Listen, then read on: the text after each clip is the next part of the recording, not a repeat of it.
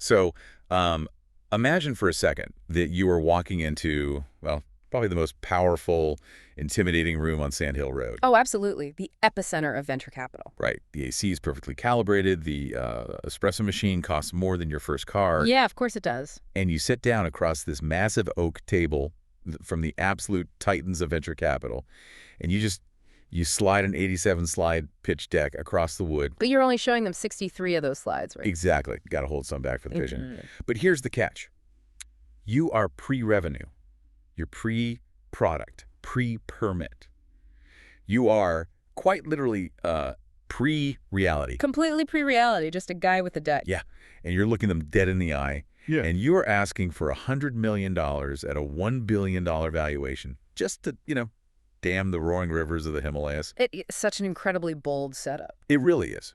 And over the next year, you are going to receive what has to be the most spectacular, creative, and just devastating series of rejections in the history of finance. Oh, without a doubt. So today, for our deep dive, our mission is to unpack what might be the greatest piece of venture capital satire ever written. It truly is a masterpiece of ecosystem critique, really. Yeah, so good. The piece we are dissecting today is this legendary blog post by Paramendra from May 13th, 2026. It's called Himalayan Compute, 100 VCs Who Said No. And it has that brilliant subtitle, right? Yeah, a comedy of errors in 100 investor meetings. The premise is just so perfectly audacious. You, the founder, are pitching Himalayan Compute. The idea is that you're going to build the cheapest, most massive compute cluster in the world. Right, but physically. Yes, physically. You're going to power these data centers using the raw, unbridled hydroelectric force of the Himalayan rivers. The cheapest energy on Earth. Exactly. And you're going to cool those millions of servers for free just using the freezing mountain air. Which is brilliant, honestly. Right. But my absolute favorite detail is that you are guaranteeing uptime because the servers are blessed by ancient monks. Monks who have been meditating since the Vedic era. It's just so good. It's the ultimate contrarian pitch. It really is. I mean, at a time when everyone in Silicon Valley is completely obsessed with, artificial intelligence and these lightweight digital abstractions. Software that lives in the cloud. Exactly. This founder walks in and pitches the heaviest, most geographically bound, physically demanding project you could possibly imagine. Concrete and water. Yeah, they are pitching a 10-year roadmap to a $1 trillion valuation based entirely on concrete, water, and gravity. Okay, let's unpack this. Mm-hmm. Because the source text takes us through what it calls the Venture Capital Olympics. Which is so accurate. It really is. It lists 100 highly specific ways that the most powerful investors on Earth say no to this idea. And as we read through these, it becomes incredibly clear that this isn't just a list of jokes. No, not at all. This is a high-resolution X-ray of the entire financial system. Right. We're going to walk through these rejections to understand the actual operational mechanics, the blind spots, and the massive egos of the institutions that control the future. It's a perfect lens to view the ecosystem. So where should we start this postmortem? Well, we have to start with the establishment, right? The classic old guard, Sand Hill Road gatekeepers. The ones who set the rules. Exactly. The firms that essentially invented the venture capital asset class. Everyone else just follows their lead. Okay, so Sequoia Capital, the undisputed titans. Mm-hmm. You walk into their office, you give this sweeping civilizational pitch, and their rejection is just, well, they say, we love the ambition, but we only invest in founders who already own 3 small countries. What's fascinating here is how that line flawlessly skewers the myth of the proven founder in the late-stage tech ecosystem. For the proven founder, right. Yeah, because venture capital markets itself as this business of extreme risk-taking, right?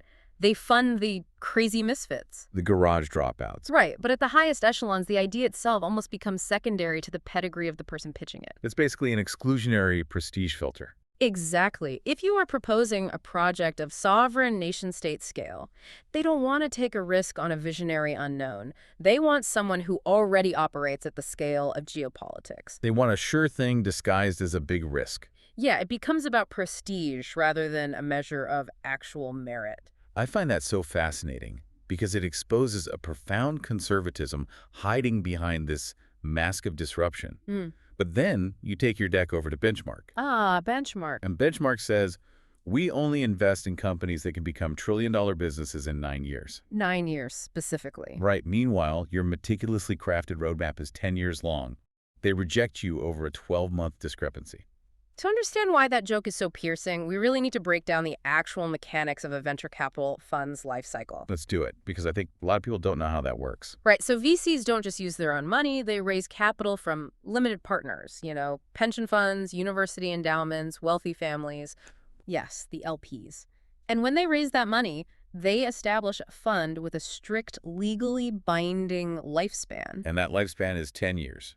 Almost always 10 years. Yeah. They spend the first few years deploying the capital, the middle years trying to grow the companies, and those final years harvesting or, selling those companies to return the cash. Wait, so they are legally bound by a stopwatch? Literally a stopwatch, yeah. They're supposed to be funding the bleeding edge of human innovation, but they have to wrap it up and cut a check back to some university endowment before the decade is over. Precisely.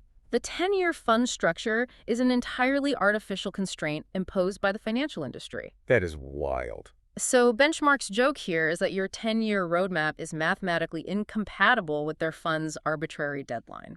They need you to become a trillion-dollar company, but on their exact schedule. Exactly. They need the liquidity event to happen exactly when their fund expires. It's like trying to plant an oak tree, but because your landlord says your lease is up in a week, you're trying to inject the acorn with steroids. That's a perfect analogy. It defies the physical physics of growth. You simply cannot build a global hydroelectric dam network on the timeline of a SaaS app. You really can't. And that rigidity shows up again when you pitch index ventures. Oh, this one is great. They hear about the Himalayas and they say, this sounds like Europe. We hate that. The geographic prejudice of the valley, it's so real. Is it really that bad? I mean, you're offering them a monopoly on the most vital resource of the 21st century compute, and they balk because the GPS coordinates don't feel like Palo Alto. It absolutely is that bad. Traditional venture capital relies almost entirely on pattern recognition. Because that's what's safe. Right. They have made billions of dollars recognizing the exact same pattern, usually a Stanford computer science grad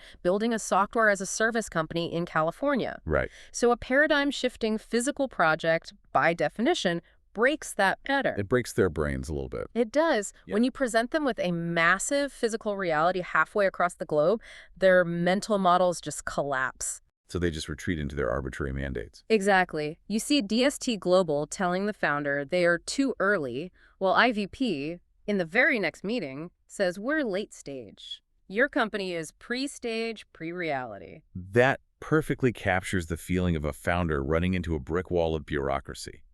Like, they aren't judging the mountain, they're judging which folder the mountain belongs in. And if it doesn't fit neatly in the folder, the answer is an automatic no. Okay, so realizing the traditionalists are locked inside their rigid fund structures, you decide to pivot. You pitch the firms that are a little more online. The buzzword chasers. Yeah, the firms constrained by whatever buzzword is currently trending on tech Twitter this week. The investors desperately trying to turn a literal mountain into a lightweight app. The prime offender here is Andreessen Horowitz, or 16 Deeds. Right. You walk them through the physics of damming a river, and their feedback is, this is interesting, but have you considered pivoting into AI-powered Himalayan goats? It's a hilarious image, but there is a deeply serious critique buried in that joke. Why is their instinct always to morph a massive physical infrastructure pitch into a software product? Because software has infinite margins. That's the secret. Software has zero physical friction. Oh, right. You don't have to ship a goat. Exactly. Building a hydroelectric dam is brutal work. It involves pouring millions of tons of concrete, fighting weather patterns, negotiating with labor unions, Managing physical supply chains. begging for government permits. But an AI software overlay, you can spin that up on an Amazon server over a weekend. It really highlights their deep-seated allergy to the messy friction of the real physical world. Software kind of spoiled them, didn't it? It completely spoiled them. You write code once, and you can sell it 1 billion times for basically zero extra cost. Yeah. But if you want to double your compute in the Himalayas, you literally have to build a second dam. Which requires billions of dollars of upfront capital before you see a single cent of return. And they hate that. They despise it. The venture class has spent 2 decades making astronomical returns on software, and they have entirely lost the institutional muscle memory required to evaluate heavy industry. And you see that exact same broken muscle memory with insight partners. Yeah. They look at your majestic mountain range and they complain, this isn't SaaS, it's SaaS. Snow as a service. They are so desperate for a recurring revenue model. It's all they know. I mean, how do you even subscribe to a river? Do you just turn the water off if a customer's credit card bounces? In their minds, yes. Wall Street and venture capital place a massive premium on monthly recurring revenue, or MRR. Because it's predictable. Exactly. It models beautifully in an Excel spreadsheet. If your business model doesn't involve charging a customer $99 a month in perpetuity, their brains simply cannot process how to value your company. They're trying to force a civilizational infrastructure project into the billing software of a gym membership. It's ridiculous. It really is. It's no wonder General Catalyst just throws their hands up and says, we like this, but can you make it more spiritual? And Lightspeed outright refuses, reminding the founder, hey, we're called Lightspeed, not Hydraspeed. What's fascinating here is that at a certain tier, venture capital is largely just an exercise in marketing. Right. They have a brand to uphold. Firms develop a specific investment thesis, which is essentially just a branding exercise to attract limited partners. Right. Lightspeed wants things that sound fast and frictionless. A slow, grinding, decade-long infrastructure build just doesn't fit the brand identity they sell to their investors. The substance of the idea is entirely secondary to the aesthetic. Exactly. But that reliance on aesthetics completely shatters when we reach the next group of investors. Because these are the folks who do not care about spirituality or branding. They only care about their spreadsheets. Right, the metrics and execution sticklers. And this is where the absurdity of applying software rules to hardware really shines. It's so funny here. Tiger Global looks at your plan to literally move earth and stone in Nepal, and they ask, can you grow 400% month over month? The juxtaposition there is brilliant. It's crazy. Growth hacking was a concept born in the early 2010s to describe clever, low-cost ways to acquire digital users, like, Dropbox giving you extra storage if you referred a friend. Right, digital virality. Yeah. And Tiger Global is casually asking you to growth hack poured concrete. It makes no sense. And then Bessemer brings out the heavy financial jargon. They cite the famous Rule of 40 and note that your EBITDA is currently, quote, negative Himalayan. Negative Himalayan. I think we need to pause here. For the listener who hasn't spent their life staring at financial models, can you break down why Bessemer is horrified by this and why their horror is completely misplaced? Absolutely. Let's unpack the jargon. The Rule of 40 is a classic rule of thumb used by software investors. Right. It says that a healthy software company's growth rate plus its profit margin should add up to at least 40%. So if you're growing at 30%, your profit margin needs to be at least 10%. Exactly. It's a neat, elegant way to measure digital efficiency. Well, what about EBITDA? EBITDA stands for earnings before interest, taxes, depreciation, and amortization. Quite the mouthful. It is, but it's just a very common way to measure a company's raw operational profitability. Right. But here is why applying these concepts to the Himalayas is completely insane. Yeah. Infrastructure projects have massive capex, or capital expenditure. You have to buy stuff. You have to spend billions of dollars up front, buying turbines, paying construction crews, acquiring land long before the dam generates a single watt of electricity. So, of course, your profitability is intensely negative. Your EBITDA is negative Himalayan because you are building a literal mountain. Exactly. For the first 5 years, an infrastructure project is purely a black hole for cash. It has zero revenue and billions in costs. But once it's done. Once the dam is built, it produces incredibly cheap power for a century. Huh? But software investors cannot handle that J-curve. They panic. They are terrified of spending $2 billion before acquiring their first paying customer. Which perfectly explains Y Combinator's rejection. Oh, the YC one is perfect. Right. The legendary startup accelerator tells you to come back when you have $5,000 in monthly revenue and a demo video. A demo video of a dam. For those who don't follow the startup world closely, Y Combinator's core philosophy is famously do things that don't scale. Right. MVP.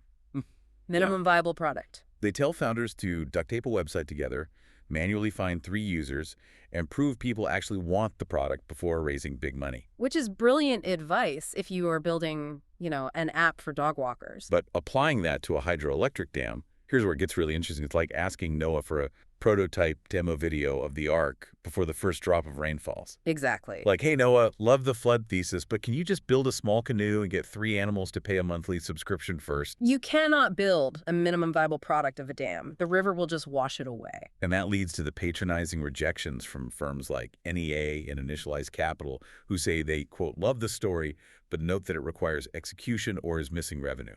Missing revenue on day one of a 10-year infrastructure build. Bank of America puts the final nail in the coffin by saying, this sounds like a wonderful PowerPoint. Unfortunately, we invest in numbers. This feels like a systemic failure of imagination, honestly. It really does. It's like the startup ecosystem has forgotten how to fund the future from scratch. Yeah, if everything must be modeled on a spreadsheet before a shovel hits the dirt, we will never build anything monumental again. But it goes deeper than just a failure of imagination. It does. It is a profound structural fear of the real world. Which brings us to the geopolitical element. Yes, because it's not just the spreadsheets that have them running for the hills. It is the terrifying reality of sovereign borders. Physical geography. You pitch Greylock, and they say they love the idea, but they are terrified of the Nepali parliament discovering what GPUs are. They are waking up to sovereign risk here. What does that mean in this context? Well, in the digital world, a startup operates in the cloud. It is functionally borderless. Right, nobody can seize a server in the cloud. Well, not easily. Exactly. But a massive physical data center powered by a national river that exists within the jurisdiction of a specific government. Oh. Greylock realizes that if this startup becomes the most important compute facility on Earth, the Nepali government could simply nationalize it. Wow. Yeah. Kleiner Perkins echoes that fear. They say they like climate tech, but this is, quote, climate geography. The scale is just too immense. It's too big to fail and too big to hide. But the one that really gets me is Founders Fund. They recoil from the pitch, calling it a government project, pretending to be a startup, pretending to be a nation state. This is such a sharp critique. Let me push back on this for a second. Founders Fund is Peter Thiel's firm.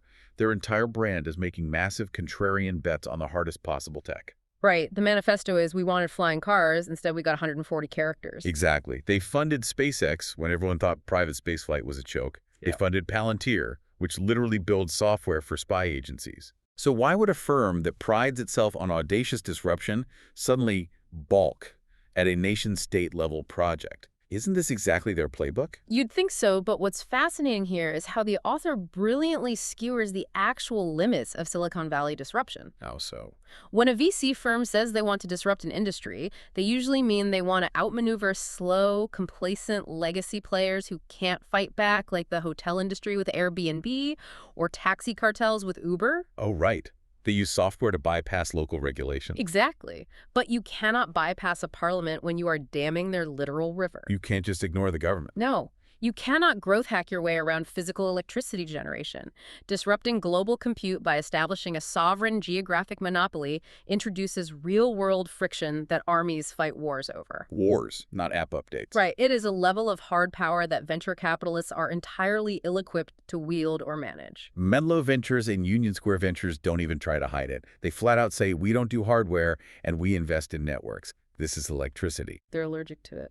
Spark Capital is paralyzed by liability, worrying the servers might start a fire in the Himalayas. A fire in the freezing mountains. And Eclipse Ventures, bless their honesty, says they are happy to invest in heavy physical infrastructure, provided it is located near good sushi. That one just lays bare the sheer physical comfort of the capital class. They want to be pioneers, but comfortably. They view themselves as frontier pioneers, but they want to fund the revolution from a climate-controlled boardroom on Sand Hill Road with a catered lunch. Right. The prospect of actually flying to Kathmandu, taking a helicopter up a mountain, and inspecting a freezing turbine is fundamentally incompatible with their lifestyle.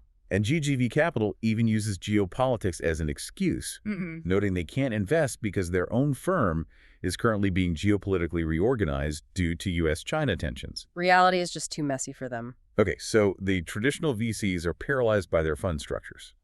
The spreadsheet guys can't calculate the negative EBITDA, and the contrarians are terrified of actual geographic reality. They're all out. So where does our unshakable, heroic founder turn next? Because if the people who fund physical reality are too scared, you pivot. You pivot to the people who fund alternate realities. The Web3 and crypto VCs. Oh boy. The investors who actively prefer their assets not to exist in the physical realm at all. This is where the pitch descends into a complete hall of mirrors. It's pure absurdity. They walk into A16's crypto, outline the majestic, roaring rivers generating infinite power, and their immediate response is, can you tokenize the hydropower and launch a Himalayan coin? If we connect this to the bigger picture, they are incapable of recognizing value unless it can be traded on a decentralized exchange. It's astonishing. It's like you're trying to sell someone a massive, heavy, solid gold brick, and they say, no thanks, I don't want the gold. But if you can give me an NFT representing the gold, I'll pay double. Exactly. If they can't hold the digital receipt, they simply don't believe the asset is real. Pantera goes a step further and asks if the data center is secured by proof of work or proof of mountain. Proof of mountain. Let's break down the mechanics of why crypto VCs react this way. Please do. The crypto ecosystem of 2026 and today really is built entirely on narrative and financialization.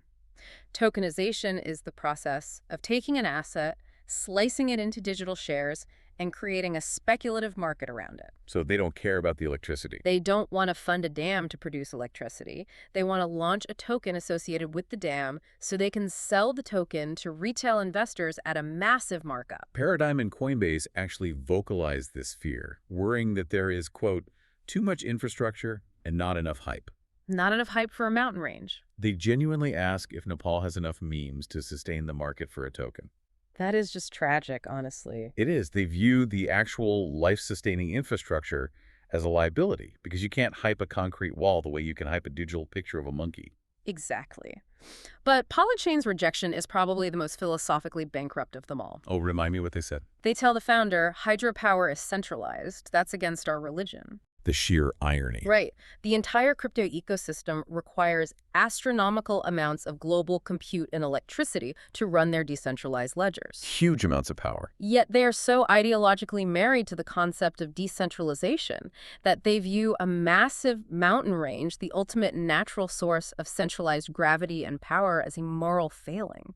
They would rather have inefficient decentralized power than abundant centralized natural power. It is an ideology literally eating its own tail. Multicoin and Jump Crypto pass because they are in a, quote, long-term relationship with Solana, and they've magically decided that rivers are bearish. Rivers are bearish. You can't make this up. DCG and Binance Labs are too busy trying to explain their own catastrophic balance sheets, or they're asking if you can physically pack up the entire country of Nepal and relocate it to the Cayman Islands to avoid taxes. Because of course they are. And then there is Alameda. Yes, Alameda. Picking from a federal prison cell. They are highly interested in Himalayan Compute, but there's a catch. They need you to wire the investment funds directly to their defense lawyer. It's a dark, biting joke, but it perfectly summarizes the decay of that sector. It really does. It highlights the total disconnect between the solemn, multi-generational nature of building civilizational infrastructure and the chaotic, hyper-financialized, often legally dubious world of crypto venture capital. Right. To them, a mountain isn't a physical reality. No, it is just another abstract asset to be leveraged, tokenized, and ultimately manipulated. All right, let's reset the board. Yeah. Because Silicon Valley is too small-minded. Web3 is legally dubious and allergic to physical reality. So who's left? If you are building a project of sovereign, nation-state scale, who actually has the checkbook to fund it? You have to go to the actual nation-states. The sovereign wealth funds. Yes, the massive state-owned investment vehicles that operate on a scale where $1 billion is literally a rounding error. These are the terraformers of the financial world. But even at this scale, the founder runs into a massive wall. Only this time, it's not a wall of spreadsheets. It's a wall of pure ego. Ego on a national level. You pitch Temasek and GIC, the sovereign funds from Singapore, their response: the sovereignty of Nepal is too sovereign, or they only buy things that are already built. Right, they want turnkey empires. Mubadala out of the UAE takes it a step further. They ask the ultimate control freak question: can you guarantee the Himalayas will not move? They are demanding a risk-free guarantee against plate tectonics. It's wild. ADQ and the Qatar Investment Authority pass because a mountain is too cold. They need it to be at least 110 degrees Fahrenheit. Naturally. Or, in Qatar's case, they love the massive scale of the vision, but they want to know if they can host the FIFA World Cup inside the data center. Inside the data center. And the Saudi PIF, never to be outdone, just looks at the plans for the largest compute cluster in human history and says, can you make it bigger, like desert compute? Bigger than the Himalayas. Let me ask you this, because it feels a little counterintuitive.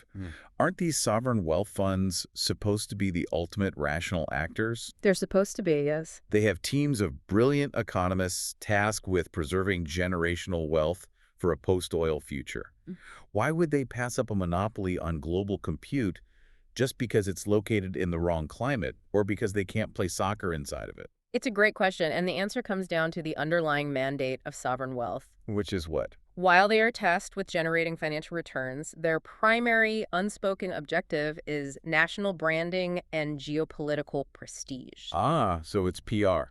Exactly. They operate on a scale of pure ego. They don't mind the massive capex. They aren't intimidated by hardware or the Nepali parliament. So why reject it?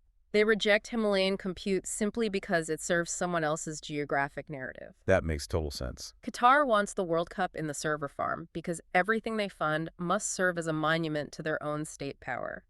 And the Saudi PIF wants desert compute because they need to legitimize their own geography, not Nepal's. Precisely. It's not about the return on investment. It is entirely about the return on prestige. If they can't claim ownership of the triumph for their own nation-state, the investment is practically useless to them. It's the ultimate vanity project filter. So with the nation-states demanding you move the mountains to the desert, the founder takes a flight back to the United States. Heading to the East Coast? Yep. It's time to head to New York. It's time to face the suits. We're entering the realm of Wall Street and private equity's cynicism. We have arrived at the apex predators of traditional finance. The sharks. The people who view the entire physical world solely as a balance sheet to be optimized and stripped.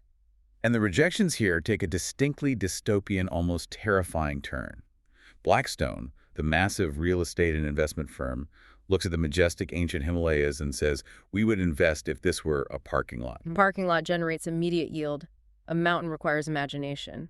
Blackstone only deals in yield. But the private equity giants, Apollo and Carlyle, are the ones that really make your blood run cold. They're ruthless. They look at this serene, monk-blessed river system producing clean energy, and they say, where's the dead? We need suffering. You need suffering. And Carlyle chimes in and adds, interesting, but we prefer wars, not waterfalls. So dark. I need you to explain this to me. Why is a healthy, debt-free, clean energy project completely uninvestable to private equity? Why do they explicitly require suffering? To understand that joke, you really have to understand the core mechanism of private equity, which is the leveraged buyout, or LBO. Okay, how does that work? When a PE firm buys a company, they don't use their own cash. They borrow massive amounts of money debt, and they load that debt onto the balance sheet of the company they are buying. So the company owes the money, not the firm. Exactly. The company is then forced to use its own revenues to pay off the massive loan the PE firm took out to buy them. That sounds like a terrible deal for the company. It is. Because of this debt burden, the company has to ruthlessly cut costs.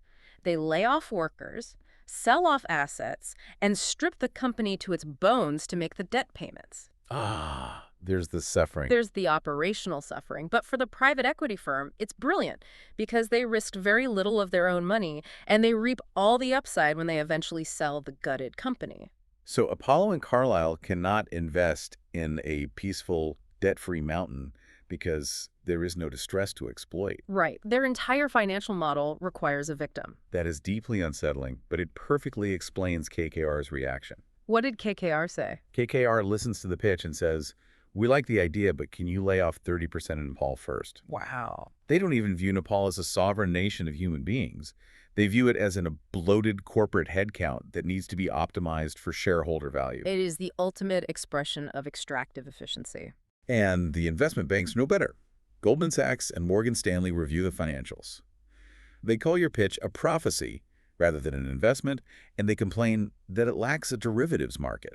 This perfectly encapsulates the disconnect between financial engineering and actual tangible creation. What exactly is a derivative in this context? A derivative is just a financial contract whose value relies on an underlying asset. You can have a derivative based on the price of oil or the weather. So they don't want the dam itself. No, Goldman Sachs isn't interested in funding the concrete to build the dam. They want someone else to build the dam so they can create complex financial betting markets based on the power output of the dam. Wall Street doesn't create reality, it securitizes it. Exactly. It's a house of cards built on top of a mountain. JP Morgan's compliance team just faints upon hearing the pitch, overwhelmed by the regulatory implications. Too much paperwork. Credit Suisse's Ghost division claims they've already invested, you just can't see the money. A beautiful nod to their historical banking scandals and collapse. That's a great joke. Deutsche Bank, in true grim fashion, asks if you can add some existential dread to the project. Not truly. Barclays and HSBC can't even find Nepal on a map, and they ask if you can just build the Himalayas in London instead, because it's better for their tax domicile. Because London is famously known for its towering peaks. And then there's Wells Fargo. Oh, Wells Fargo. The founder asks for an investment, and Wells Fargo replies that they have already invested. Yeah. And by the way, they took the liberty of opening 14 fake checking accounts in the founder's name. A phenomenal callback to their massive account fraud scandal. It really drives home the point that the traditional banking sector is fundamentally unequipped to build a utopian future. Their incentives are completely misaligned with creation. It's like pitching a clean energy post-scarcity future to a room full of vampires, and their only question is, what's the blood type? They cannot conceive of a world where value is created rather than extracted. So with Wall Street aggressively demanding layoffs and derivatives, the founder is left with only one demographic wealthy enough to fund this $100 million project out of their own pockets. The individuals who actually possess the capital to play God. Exactly. We're talking about the tech titans' egos. The billionaires who view themselves not just as investors, but as the main characters of reality. The empire builders. And the rejections here are a masterclass in solipsism. Solipsism is the perfect word. Every single billionaire filters this world-changing idea exclusively through the lens of their own existing monopoly. Every single one. You pitch Elon Musk, and his immediate response is, cool, but can you build it on Mars? Classic Elon. Then Musk's AI clone chimes in, processes the data, and logically deduces. This will work, therefore it will fail. Musk's mind is entirely off-planet. He can't process an earthbound infrastructure project unless it helps him colonize the solar system. Jeff Bezos looks at the plans for moving millions of tons of water and server racks, and he asks if you can guarantee prime 2-day delivery for the compute. Logistics. Always logistics. Mark Zuckerberg loves the visual aesthetic of the monks blessing the servers, but he wants to know if you can digitize the whole thing and make it a metaverse, specifically for those monks. A monk metaverse. Bill Gates tells you it's a neat tech project, but suggests you consider curing malaria instead. Which is very consistent for Gates. But the reactions from the AI and hardware titans are the most revealing. Sam Altman, the face of the AI boom, says he loves the idea of infinite compute, but he insists on personally owning the entire project himself. He wants to own the infrastructure layer. And Jensen Huang from NVIDIA, the guy who literally sells the chips, just stares at you and asks if you already have 400,000 GPUs sitting in your basement. They're so fixated on their own supply chains. Well, wait, why wouldn't Sam Altman or Jensen Huang jump at this? If they need compute to train artificial intelligence and you are offering the cheapest, most abundant compute on the planet, shouldn't they be throwing blank checks at you? You would think so, purely based on supply and demand, right? Yeah. But at the billionaire tier, investment is no longer about acquiring a resource or generating a financial return. Because they already have infinite money. Exactly. Investment at this echelon is exclusively about extending their personal empire and reinforcing their control over the ecosystem. So this threatens them. Deeply. A project like Himalayan Compute is actually threatening to a titan like Altman or Huang because it exists outside their established walled gardens. It introduces a massive, unpredictable new variable into the market. If compute becomes a cheap, abundant, globally accessible utility powered by a sovereign nation's geography, it undermines Altman's desire to own the foundational intelligence layer of the internet. It breaks their monopolies. They don't want a public good. They want a proprietary feature that locks users into their specific platforms. That makes total sense. They aren't rejecting the idea because it's bad. They're rejecting it because it's too good and they don't control the switch. You see that same control freak nature in the older titans, too. Oh yeah, Peter Thiel thinks the project is too democratic. Mark Benioff will only fund it if you rebrand the entire ancient mountain range as Himalayan Cloud Force. And Larry Ellison just scoffs, says it's too modern, and insists it needs more legacy Oracle software running in the background. Their egos simply will not allow them to fund a reality where they are not the absolute center of the narrative. Having exhausted the actual titans, the founder is forced to scrape the bottom of the billionaire barrel. We move to the loud voices, the thought leaders, and literally the deceased. The pundits, angels, and ghosts. These are the figures who spend vastly more time talking on podcasts and Twitter about building the future than they do actually bissing it. Yes, the professional narrators of Silicon Valley. You pitch Naval Ravikant, famous for his philosophical threads about wealth generation. Naval says, "This is a good idea, but I only invest in leverage. Mountains are too literal." Too literal. Can you break down what Naval means by leverage and why a mountain breaks his mental model? Sure.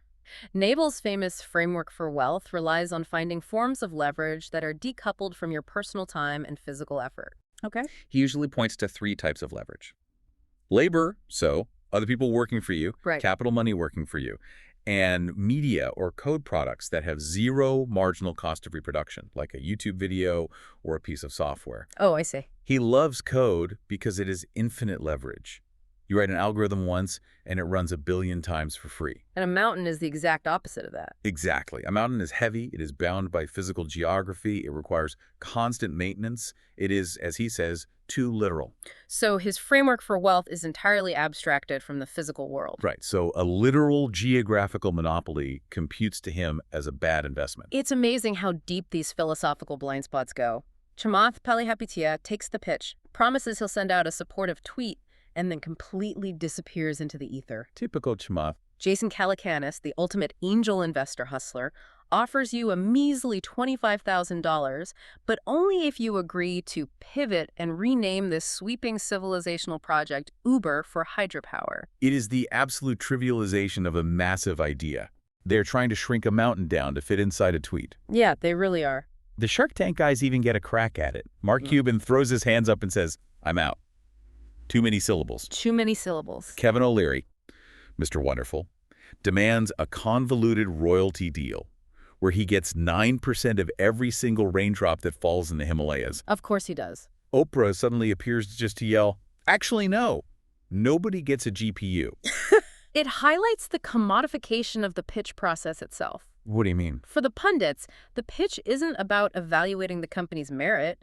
The pitch is just a stage for the pundit to perform their established brand identity. Ah, they're playing a character. Exactly. Kevin O'Leary has to offer a royalty deal because that is his television gimmick. The reality of the company is irrelevant. But then the gauntlet takes a turn for the supernatural. The ghosts? The founder starts pitching the heavyweights of investing history.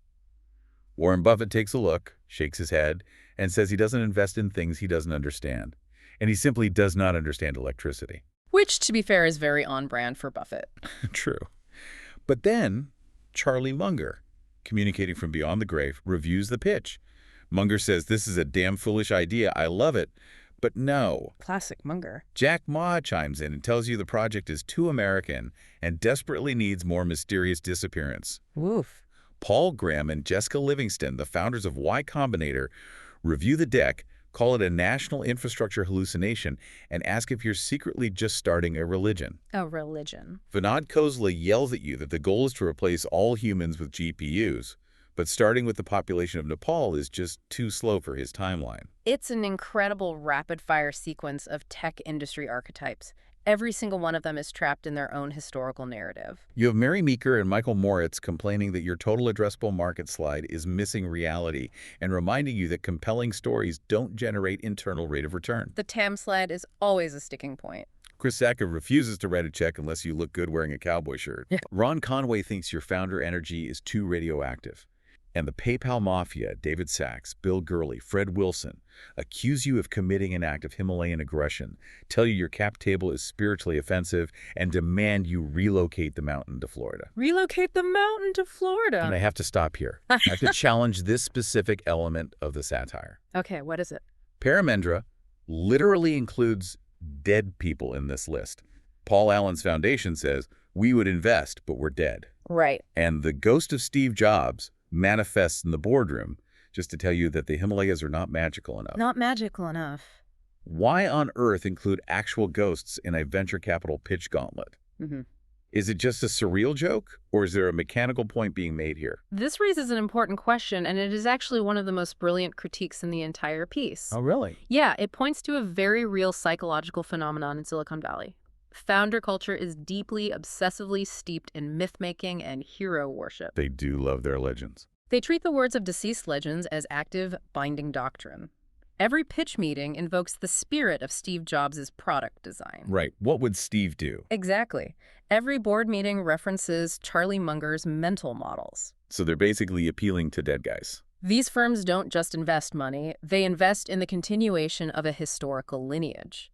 The ghosts of these titans are actively present in modern boardrooms, shaping decisions, dictating aesthetics, and haunting new founders who fail to live up to the mythology. That is wild. The author isn't just making a surreal joke, he's making the subtext brilliantly literal.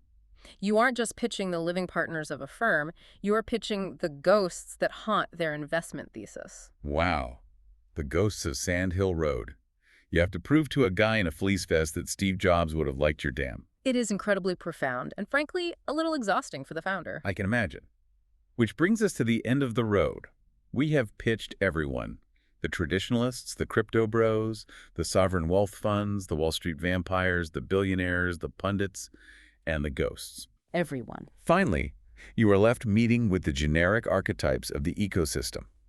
The Silicon Valley cliches leading up to the final boss. These are the foot soldiers of the venture class. Of the grunts. The ones without the famous names, but who perfectly embody the collective, homogenized mindset of the Valley. You sit down with a random VC wearing a Patagonia vest. He looks at your globe-spanning vision size and asks, "This is too ambitious. Can you build a smaller mountain?" A smaller mountain. Another random VC rejects you purely because he checks your LinkedIn and realizes you didn't drop out of Stanford. Pattern matching again. A climate VC suggests that instead of damming rivers, you should just strap wind-powered GPUs to the backs of yaks. Very sustainable. A deep tech VC tells you that while they love deep tech, they draw the line at deep geography. That phrase, deep geography, captures their limits so perfectly. It really does. They love the intellectual idea of hard science, quantum computing, synthetic biology, but actual, immovable, heavy geography, dealing with dirt and rock and sovereign borders. That is a bridge too far. It requires a type of operational grit that they just do not possess. And then there's the seed investor. You pitch them the $100 million idea, and they reply, "Come back when you've built a 5-gigawatt data center using duct tape." Duct tape? This happens constantly to early-stage founders, doesn't it? The investors demand impossible, physics-defying physical traction for absolute pennies. It's a fundamental mispricing of risk. It's like saying, "Show me a working fusion reactor built out of paper clips and toilet paper tubes, and I'll give you $100 grand for 20% of your company." Right. They want the founder to absorb 100% of the physical, financial, and execution risk before they commit a single dollar of capital. And the family office proves this total inversion of risk perfectly. They tell you they can't invest in a hydroelectric dam because they only invest in safe things, like highly volatile crypto tokens. Safe things. Which finally brings us to investor number 100, the final boss VC. The ultimate arbiter of Silicon Valley capital. You have refined the pitch 99 times. You deliver the performance of a lifetime. You outline the 10-year roadmap, the trillion-dollar valuation, the geopolitical monopoly on compute. The flawless pitch. The final boss listens intently. The room is silent, and they say, "We love everything about this. It's visionary, it's bold, it's historic." There is a dramatic pause. And then they deliver the final blow. Yeah. But we're going to pass. And there it is. The ultimate venture capital paradox, synthesized perfectly into one devastating quote. It's so painful. Venture capitalists write endless manifestos about how they are the brave pioneers funding the future. They tweet constantly about how they are desperately searching for world-changing historic visions that can alter the course of humanity. Right. But when a founder actually walks into the room and presents them with exactly that, a vision that is truly bold and historic, but doesn't fit neatly into their safe, predictable, zero-friction software frameworks, their inherent risk aversion always wins out. They talk a big game, but they don't want the actual risk. They desperately want the aesthetic of visionary boldness. They want to be seen as the people funding the future. But when it comes time to write the check, they demand the financial mechanics of a safe, predictable SaaS subscription. It's incredibly validating and utterly defeating all at once. You are visionary, but you are unfundable. Unfundable by them, at least. Right. So we reach the closing scene, the ultimate irony. You have endured 100 grueling meetings. You have collected 100 wildly different, creatively absurd, deeply revealing rejection emails. You've run the gauntlet. You walk out of the pristine, air-conditioned offices of Sand Hill Road and step out into the California sun. How on earth does a founder interpret this total, absolute defeat? Do you give up? Do you pivot to AI-powered goats? The source material gives us the most magnificent resolution. Oh, it does. The founder is not discouraged in the slightest, because after running this entire gauntlet, all 100 of those no's only prove one singular, unshakable truth to the founder. They don't deserve the Himalayas. Exactly, they don't deserve it. The imagery Paramendra uses to close the piece is almost poetic. It transcends the satire. You look away from Silicon Valley and toward the east, the rivers roar. A GPU somewhere sheds a single silent tear. A single tear. And in the distance, echoing through the valleys, a monk whispers the ultimate truth of the universe. Series A is temporary. Hydropower is forever. It's hilarious, but it is also a deeply philosophical statement about the nature of value. How so? Financial engineering is fleeting. The rules of venture capital change every decade. What was a brilliant investment thesis in 2016 is a complete joke in 2026. That's true. Fund cycles end, buzzwords die, but gravity, water, mountains, that is permanent leverage. That is value that survives civilizations. And the punchline of the whole piece is the ultimate validation of that philosophy, because the legend of Himalayan Compute is that it is the only startup in human history to be rejected by 100 elite investors and still somehow raise the full $100 million. The ultimate middle finger to the gatekeepers of capital. But they don't raise it from Sand Hill Road. They don't raise it from Wall Street. They raise it from the government of Nepal, who actually owns the geography. Right. They raise it from the Nepali diaspora, who actually believe in the future of the nation. And in a stroke of absolute comedic genius, they raise the rest from one mysterious billionaire who accidentally wired the money because he mistakenly thought Nepal was the code name for a new NVIDIA chip. It's like getting rejected by every single major record label in the world, being told your music is unmarketable, only to go multi-platinum because you sold your album directly out of the trunk of your car to a literal sovereign nation. It really is. What is so brilliant about this conclusion is the profound lesson hidden inside that final joke. Which is? The founder goes through this agonizing process only to realize a fundamental truth. Sand Hill Road is not the center of the universe. It's not. It is not the only source of capital in the world. When you are building an app, sure, go to Silicon Valley. But when you are building something of true, sovereign, civilizational scale, you cannot rely on people whose worldview is constrained by 10-year fund cycles, Twitter buzzwords, and Patagonia vests. They just can't see it. Your true partners are the people and the nations who actually live in that physical reality. It's the government that commands the rivers. It's the diaspora that bleeds for the country. And, of course, occasionally it requires a little bit of sheer dumb luck from a confused billionaire who just wanted to buy more compute. It's the perfect ending to a flawless piece of satire. So as we bring this massive deep dive to a close, let's zoom out and summarize what we've actually learned here today. Okay. Paramendra's hilarious gauntlet of 100 rejections isn't just a list of insider jokes for tech bros. It serves as a perfect, high-resolution diagnostic scan of the 2026 tech and finance ecosystem. It really does. It exposes the traditional VCs who are paralyzed by their arbitrary 10-year fund life cycles. It exposes the crypto investors who are incapable of valuing anything they can't turn into a speculative casino token. Yep. It exposes the Wall Street private equity vampires who view healthy, debt-free creation as uninvestable because it lacks human suffering. Exactly. It exposes the massive egos of the sovereign wealth funds and the tech titans who refuse to fund anything that doesn't centralize power back to themselves. And it exposes the absolute fundamental absurdity of trying to apply lightweight software metrics like MRR and the Rule of 40 to planetary scale infrastructure. And for you, the listener, whether you are a founder, an investor, or just someone trying to understand how the future is built, the relevance of this satire is incredibly practical. Why should you care about a fictional list of VC rejections, right? Exactly, because understanding why these gatekeepers say no tells you exactly where the gaps in their imagination are located. It shows you their blind spots. It teaches you how to read the systemic flaws of the capital markets. When an investor rejects you, your first instinct is usually to assume your idea is flawed. Right. You think you did something wrong. But this story teaches you that sometimes a rejection is not a reflection of your idea's worth. Sometimes a no is purely a reflection of the investor's own structural limitations, their geographic prejudices, their regulatory phobias, or simply their inability to comprehend a scale that doesn't neatly fit into their Excel spreadsheet. And that leaves us with one final lingering thought to mull over as we sign off. Let's hear it. At the very beginning of this piece, the text mentions that we are entering a prophesied age of abundance, an era driven by infinite compute and artificial intelligence.